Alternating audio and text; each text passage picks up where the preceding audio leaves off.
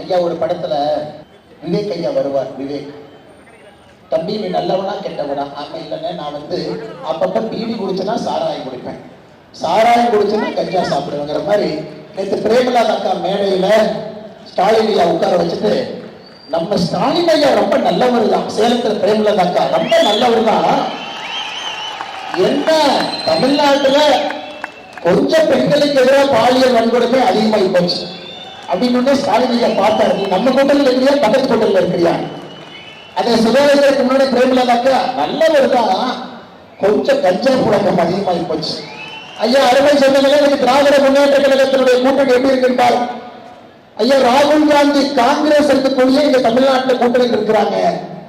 ராகுல் காந்தி நாளைக்கு தான் தமிழ்நாட்டுக்குள்ள எட்டி பார்க்கிறார். ராகுல் காந்தியும் ஸ்டாலின் ஐயாவும் ஒரே மேடையில பிரச்சாரம் கிடையாது. ராகுல் காந்தி வேற பக்கம், ஸ்டாலின் அவங்க வேற பக்கம், ஒன்னா பிரச்சாரம் இல்ல. நாளைக்கு கோயம்புத்தூர்ல ஒரே மேடையில எடப்பாடி அண்ணனும் மோடி ஐயா அவர்களும் ஒரே மேடையில கோயம்புத்தூர்ல பிரச்சாரம் பண்ண போறோம். ஐயா இங்க மட்டுமில்ல, மதுராந்தகத்துல, திருச்சியில, மதுரையில, நாகர்கோவில்ல ரோட் ஷோல மோடி ஐயா எடப்பாடி அண்ணனும் நாளைக்கு கோயம்புத்தூர்ல கொண்டாடி இருக்க போகிறார். ஐயா இது பேருதான் கூட்டணி, அது பேர்ல பிஞ்சு துணியை ஒட்ட வச்ச கூட்டணி தான் காங்கிரஸ் திமுக கூட்டணி என்பதை நீங்கள் மறந்துவிடக் கூடாது. அருமை சொந்தங்களே, தாய்மார்களே, மறந்துடாது. அருமை சொந்தங்களே, அது மட்டும் இல்ல, இப்பதான் கம்யூனிஸ்ட் கட்சி வேட்பாளர் பழனியில் நின்றார். மார்க்சிஸ்ட் கம்யூனிஸ்ட் கட்சி தமிழ்நாட்டு தலைவர் ஐயா சண்முகம் அவங்க போய் கேட்கிறார், ஐயா திமுக ஊழல் பண்றான், அவங்க கூட கூட்டணி இருக்கிறீங்களா ஐயா?